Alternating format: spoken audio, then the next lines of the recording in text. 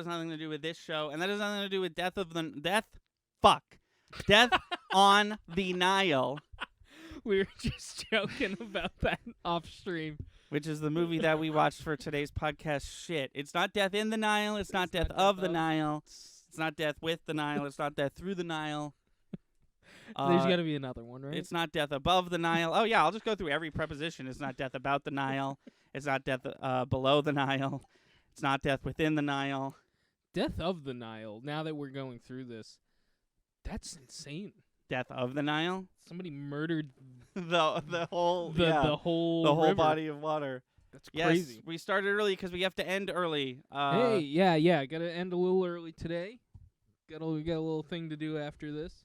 But yes, welcome to Cinematic Relief, movie TV podcast. Today we're going to be discussing Death on the Nile. Yes. Starring like a bunch of people. Starring everyone. So, including you.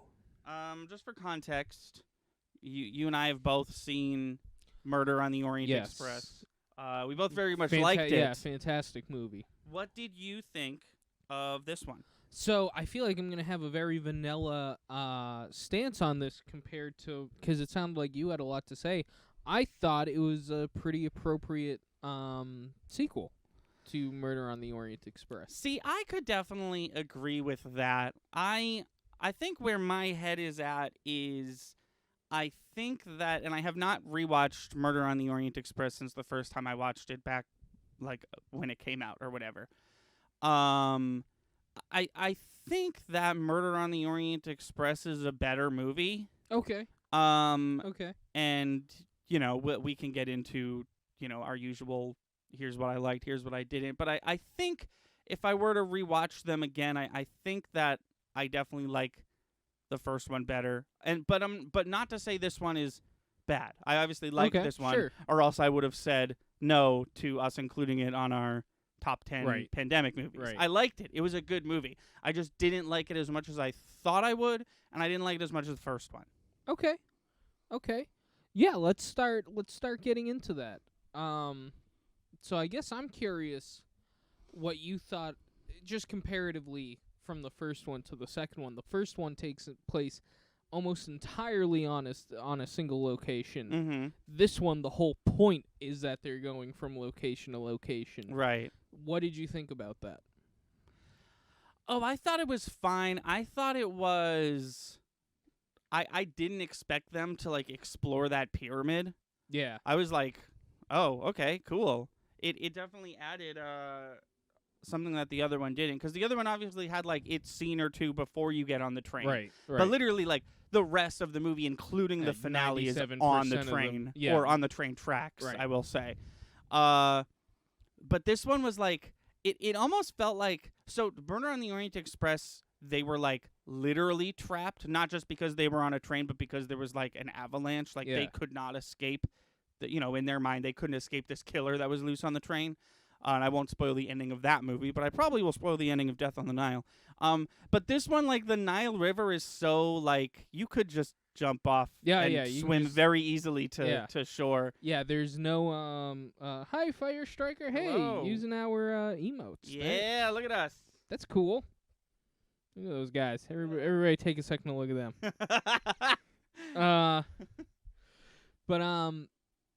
Yeah, there's no...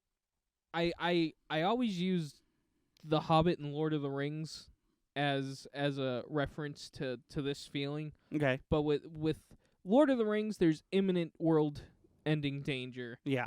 The Hobbit, the worst thing in the world that can happen is they have to do it next year.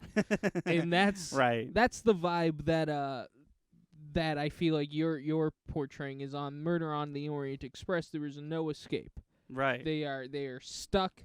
They're either going to die or they're going to figure it out, and that's the end of the story. With Death on the Nile, like you said, as long as they know how to swim or as long as there's a buoy or a lifeboat, they could just escape anytime they want. Also, side note, they try not to focus on this too much. They don't really pay close attention to it. But I love that there was also a crew of people running the ship, and they were never suspects. Oh, yeah. It was just like, well, no. They're not. They're practically decorations. It wasn't them. They're not real characters. That would be nuts, though, right? If that was that the would case. Be bad. That'd be a bad end to the movie, I think, if they were like, and it was the cook who's been in 0 scenes so far. I mean, if they introduce the staff, because that's kind of what they did in the first movie. Like you said, won't spoil the whole thing, but they were leading up to the fact that everybody had a connection in a motive. Right. That I won't go any further than that, but that's what they were leading up to. And you don't know that through most of the movie, so that would be nuts if they were like brief introduction of the crew and then somehow leak in enough information that one of the crew has. I don't know. That might be even if they didn't do it, even if they were an accomplice or right. something. No. Yeah. It's interesting you brought up the fact that everyone had a motive in the first one, because I feel like that's untrue of this one. Like I feel like they tried to make it seem like everyone had a motive, but I just feel like everyone's wasn't as strong as the next character, you know what I mean? Sure. Also, another thing that I didn't really love is that it took forever for the murder to happen. Okay, sure. I feel like the movie was, I think 2 hours long, and it took like a full 45 minutes just to get to the to the first murder. I didn't even realize there was going to be multiple. That I will say I liked. As opposed to Murder on the Orient Express, it really kept it interesting. Yeah, because you don't expect it, especially after watching Murder on the Orient Express, because once you figure out who did it, you're like, oh, okay, I see what's happening. I understand the danger or the lack of danger that they were in. Yeah. In this movie, you don't know why Gal Gadot's character is murdered, but once the second person is murdered, you're like, now I have no idea why the murder. This might just be a serial killer. Right, exactly. How quickly did you realize that it was Gal Gadot's character that was going to be murdered first? I had a very, very strong suspicion, and for one and only reason, it was definitely the highest paid actor. Yes. And in the last film, it was Johnny Depp. That's who was also killed. Yeah. Immediately. Yeah, for sure. 100%. Immediately. As soon as trailers came out for this movie, I was like, there she is. It's going to be Gal Gadot. And then they're like introducing the new married couple. I was like, oh, fuck, it's definitely her. She is fucked. She is doomed. She is not making it out of this movie.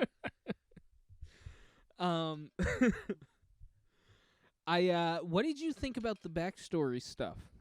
I didn't like it. Really? I don't care for it. I don't care. I don't care about Hercule Poirot's backstory, and I feel like that's by design. Like, I'm sure he has backstory in the many dozens of novels that are about him, but like the first movie was like, look at this character. He's got weird. Isn't it quirky how he has obsessive compulsive disorder? Anyways, he's the best detective, and he's going to solve the mystery.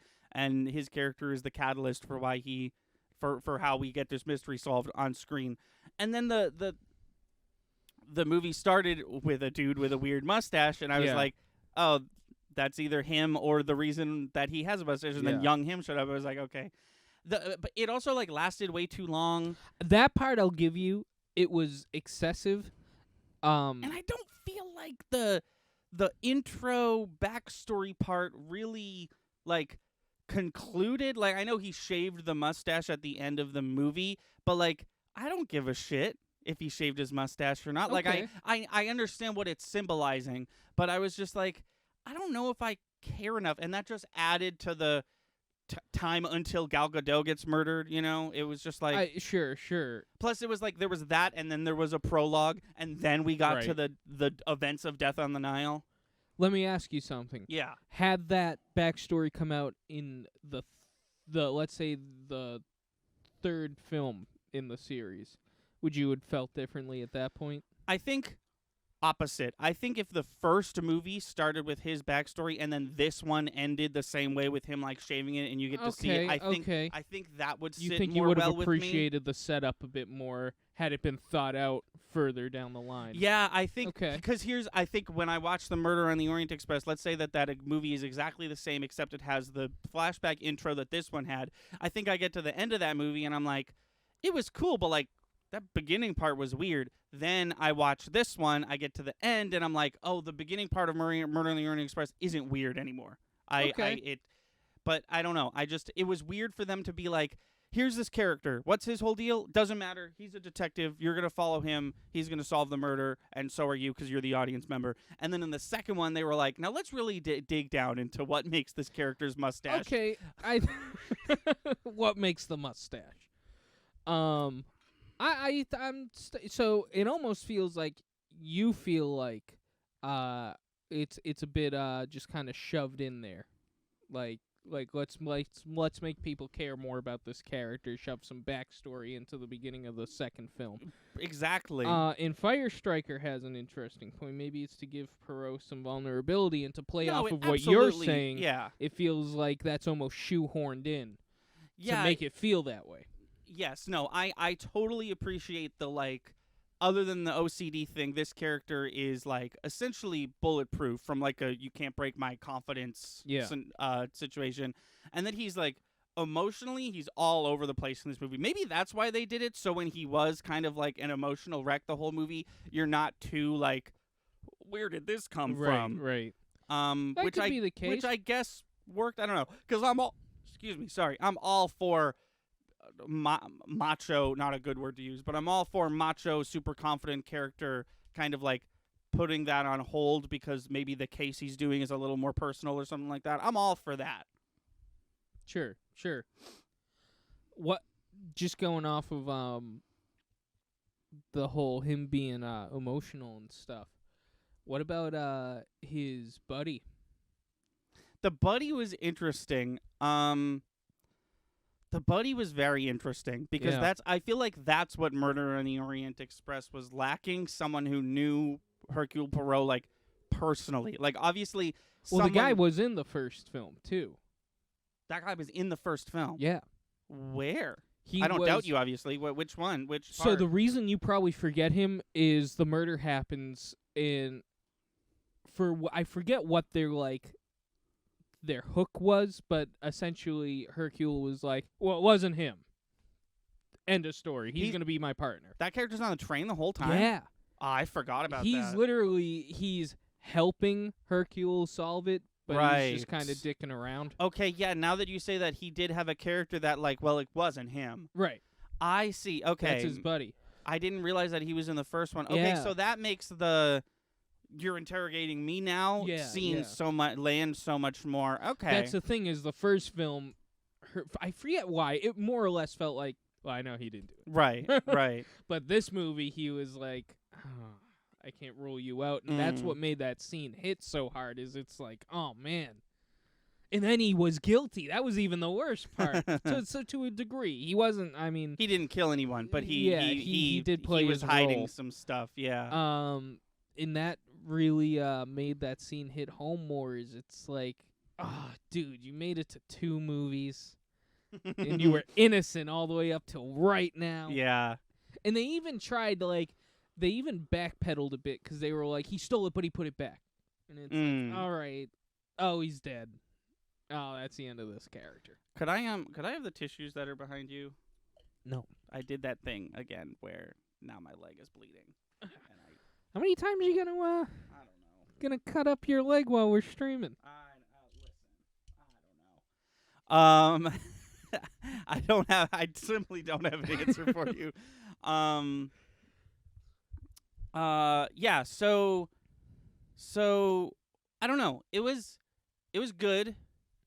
I liked it. I definitely I really liked the part where it's very brief, but I did catch on to it. They showed there's like a full 2-minute long scene of him putting applying shit in the first movie of him applying shit to his mustache and then putting a weird ass mustache guard on his face, And then in this movie, they showed him sleeping for like a couple frames, and he had that thing over his eyes, which is funny, but is also supposed to clue you in on the fact that he wasn't feeling himself. Because remember, later when he's finally, like, he's figured it out, he's like, that's because I was drugged. That's why I was so sleepy, which makes sense why his fucking OCD didn't kick in, and he had it on his face, and he didn't care to put it on his mustache. Right. That's cool. I didn't even notice that. No, my favorite part of these films is definitely the attention to detail with stuff like that. I will say a glaring blemish in that department is the red paint. Like, yes, I get it. You lost your red paint, and someone's gonna think it's blood, and it's gonna be red paint. I get it. Which scene is this? Oh, it's the whole movie. The first thing this character says is, "Where's my red paint?" She brings up red paint 3 or 4 times. The mom. The mom who was in Captain Marvel, it was the friend's mom who was painting the whole time. Oh, and yes, like, yes. He was like, "Why did you paint his kite green when it was red?" And she was like, "Well, my red paint." And I was like, "Fuck, I get it. I get it. Blood is red, and red paint is red. I get it." Okay, all right. Trying to think what else. Oh man. You know what was one thing that got me? I forget what the object was, but something ended up in the Nile. Somebody chucked evidence. Yes, it was a gun in a scarf, right? Okay. Yeah. That's gone forever. The Nile's so muddy, so filthy. Even back then? I'm sure. Yeah. You're not seeing shit. That's gone. Good job. In their defense, it took them a long-ass time to retrieve it. But, like, who cares? Like, the authorities weren't involved, right? For whatever reason until the end? I feel like the authorities were the ones raking the... That's what I thought so, too. But if that's the case, why is this whole why is this murderer still allowed to be on this boat murdering people currently? If we already know that one of these people have murdered somebody, bring them to the police station. Bring the whole boat, you mean? Yeah. Yeah. Just bring everybody. And figure it out at the police station where hopefully nobody else gets killed. That's what makes me think. It's been like a month since I've seen the movie, but that's what makes me think that the official authorities weren't involved yet. Because if not, then they got a huge gaping hole in the story of why is this still happening? Right. Also, why aren't the authorities involved? They're not stuck on a mountain this time. They're in the middle of the Nile. Right. Yeah. There was no scene of cops on a boat being like, and you've got it from here, Perot, right? Cool. Right. Cool. Unless there was, and I just don't remember. But I don't remember the part that the authorities play. I know that I know that the bodies are taken away in ambulance ships. And I feel like, well, no, at the very end when they dock, there's a whole scene about seeing everybody coming off. That's and, right. The police and stuff. So that's weird. Why weren't the cops involved till then? Yeah, I don't know. Because the Nile, as we've said, maybe there's I don't know. Maybe there's weird Nile traffic. Maybe there's maybe they rented the entire Nile because they're so white and so rich. Okay. Not even cops could. No, that doesn't hold up. Gal Gadot, by the way, I know I made fun of her in our best of pandemic movies, but how did we get here? Gal Gadot, I feel like, came out of nowhere. She was in one Fast and Furious movie, and then all of a sudden she's Wonder Woman, the Wonder Woman of Wonder Woman fame. And now she's been in, as far as I can tell, 2 movies where she just refused to do an accent other than her own. And it felt like she was at least trying in this one, but it was not good. Her character was supposed to be French, and she just sounded like Gal Gadot. Yeah, no, my stance on this one. But but the story has evolved. Like now we're in a different movie with a different accent. I could have told you that 2 years ago, that she's clearly not as good of an actress as everybody seems to think she is. No, what I mean by that is it's not that she can't emote, it's that if you can't do an accent for the specific culture that you're supposed to be portraying, don't take the job. Right. I get that you're a famous actress, but just out of self-respect and dignity, maybe don't take it. You clearly, accents aren't your thing. Right. And I never disagreed with you. You're 100% right about Gal Gadot. But it's just getting truer and truer at this point. Yeah. Yeah. What is the... I just thought it was so weird that she was like, we have wine and food and games and a tuned piano. Like, is that what fun was back then?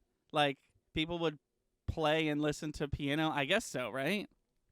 It's not much different than today. Play games and listen to music. No, I know, but like, if there's a piano, someone has to be playing. Right. Well, I think. Well, here's the thing.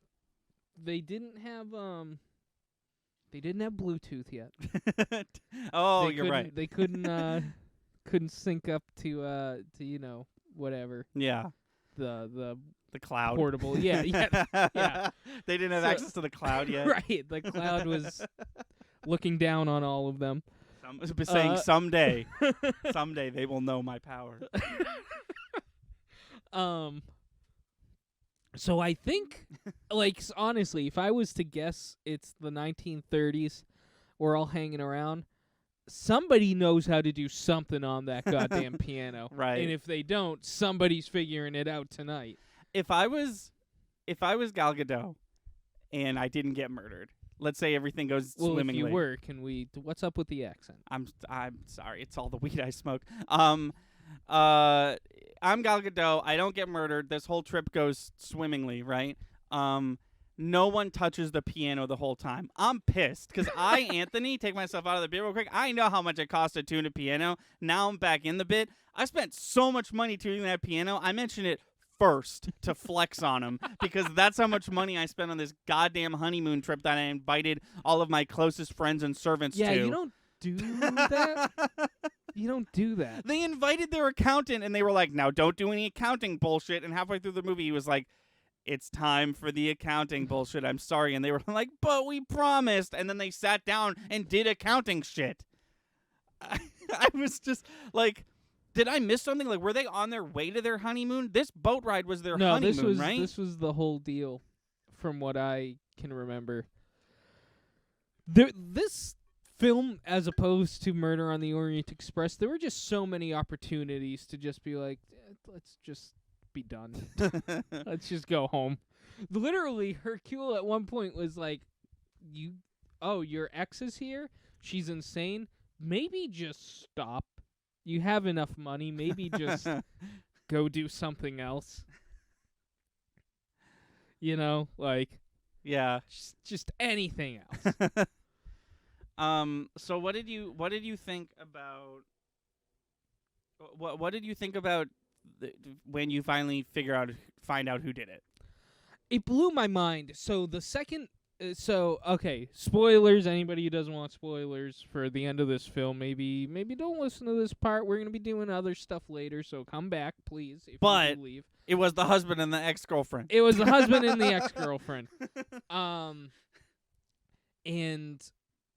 the ex-girlfriend, I was like at first I was like, well, yeah, she did it. Right, yeah. That she was like, at first I was like, I was the opposite. I was like, well, it wasn't her, obviously, because that's the obvious answer. You know what I mean? Once we were at the point where it was like, it's her, I don't know what that emoji's about. My look at my screen. It's completely blank over here. Oh, that's so weird. She gave like a little puppy dog eyes emoji. Oh, I see it on my phone. Yeah. Yeah. Thank you for the emote. I don't know why it's not. I can copy and paste it, but it's totally blank on the computer. That's so weird. But the husband got me. I was really surprised about that. Well, the husband got me because he was crying when she died. Yeah. I was like, good for Armie Hammer. This is some acting. This is some tears. And he was shot. Right. So it was hard to believe that he did it. In like, how at that point the whole movie to me became, how did he do it? Right. Which I think is the point. Well, I was making a joke about spoilers. Oh, well, yeah, you do not give a shit about spoilers. I know that much. But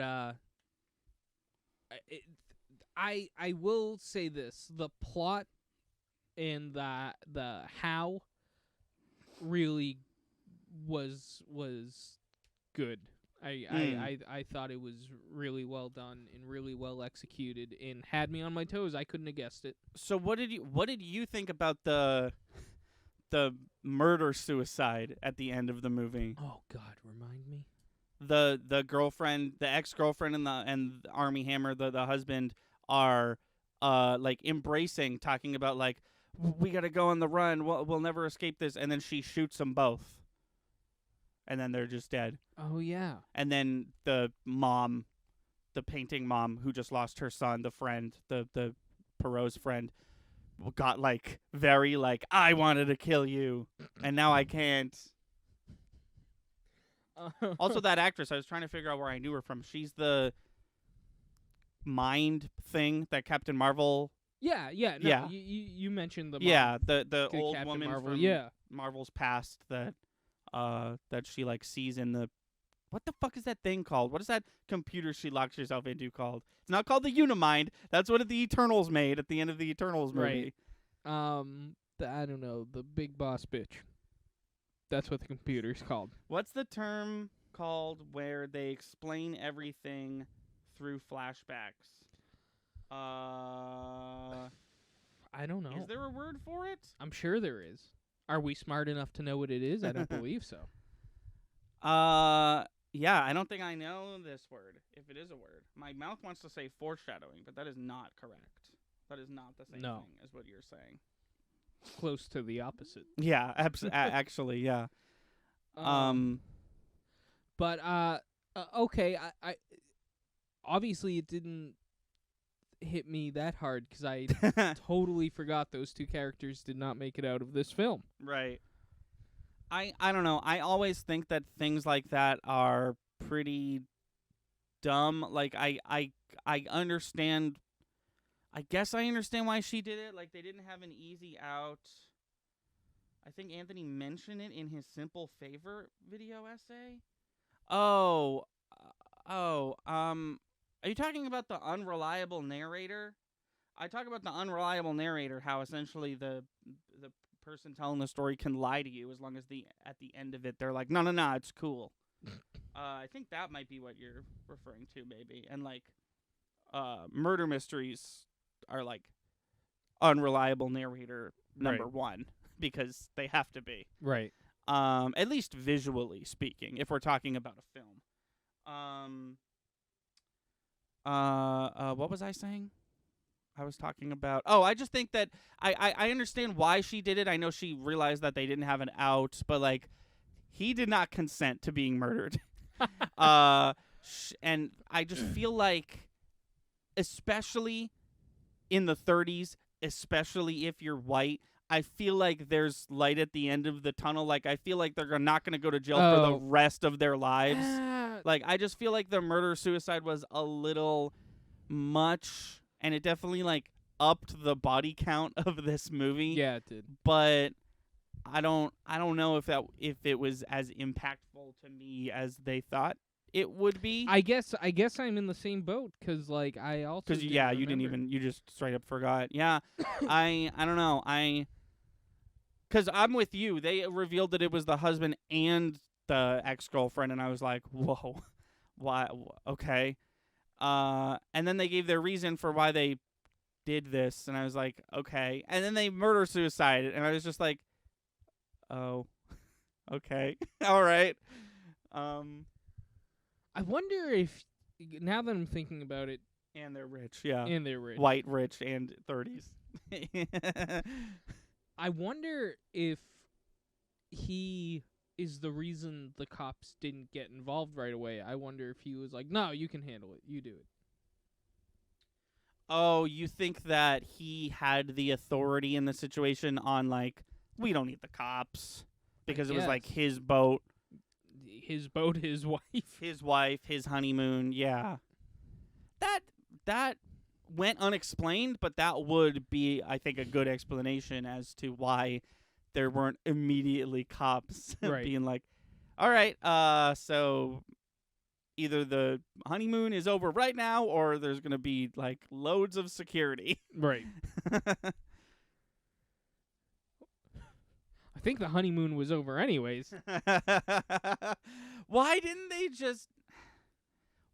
they you bring up a good point with the whole cop thing, sort of. Why did they not just dock and leave immediately? I know it's because he did it and he had other people he wanted to murder or whatever, but, like, what? Your wife is dead. You were on your honeymoon.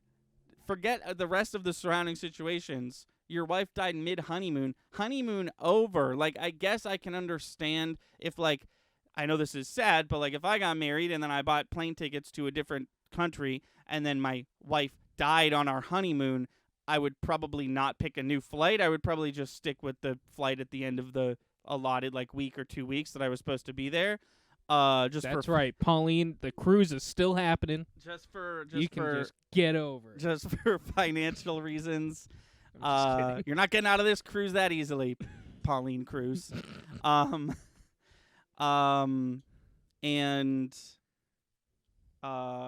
What was I saying? Oh, but the circumstances are we're on a boat going down the Nile, which is a river that someone who knows at least a little bit of swimming could swim in minutes. Yeah. Let's just dock anywhere, take a different mode of transportation back to our individual, like, situations. No, you just dock somewhere, the cops show up, arrest right. everybody. Yeah, or that.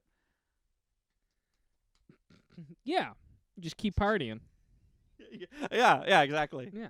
I'll just be like, no. It's no, it's fine. It's fine. I don't want to. I don't want to ruin the night. Yeah, I don't want to. I don't want to be a downer. I don't want to put anyone out. Let's just keep going. Grim. Oh, Jesus. Yeah, Death on the Nile was good. I definitely have my complaints, but none that are so major that it ruined the whole movie for me. Right. Like a different movie I watched recently. Oh. That stars the guy who plays Voldemort and really? The guy who played the lizard in Spider-Man. Is this and it rhymes with The Rings Dan. The Kingsman movie. Yes. Okay. I didn't like it. And it was for a very, very specific reason that I feel like if I reveal it, people are going to be like, that's a dumb reason to hate a movie. This is interesting. You can't swim in the Nile or you'll get eaten by a crocodile or hippo. Okay, so that should have been explained in the goddamn movie. It actually might have been. I do remember alligators in the movie, but these people are super rich. There's other boats on the Nile. They could have gotten off. Yeah, they should. Okay, that should have been explained better, and it should have. So, like, in Clue, right? You've seen this movie, right? Yes. In Clue, when Mr. Body tries to leave, and he's like, all the doors are locked, and he's like, I know my way around the house. I'm going to go to the conservatory. He tries to smash the window, and there's, like, a different dog than the initial dogs that are, like, going to eat him if he breaks through the window. There should have been a scene like that where someone tries to leave. It's like, this is ridiculous. I'm just going to swim out. And then they almost get eaten by a crocodile. Right. I feel like that would have... I didn't know that, and I feel like it was the movie's job to tell me that. And maybe they did, and I missed it, but that tells me that it was such a inconsequential, very short scene because I don't remember it. And I watched this movie, I think, a little over a week ago. Yeah. On HBO Max now. Yes, that's where I watched it, on HBO Max. I was going to watch The Batman and do that today, too, but that's coming April 18th. So. Oh, okay. So well, we'll do that one then. Yeah, we'll do that one next month for sure, because apparently it's good. I'll be the judge of that, though, because I'm the authority on Batman movies, I guess, is what that attitude presupposes. I think that'll do it for that. We're not going to do Roger Ebert because, like we said at the beginning of this, maybe it didn't make it into the episode, but we're trying to do a shorter stream today.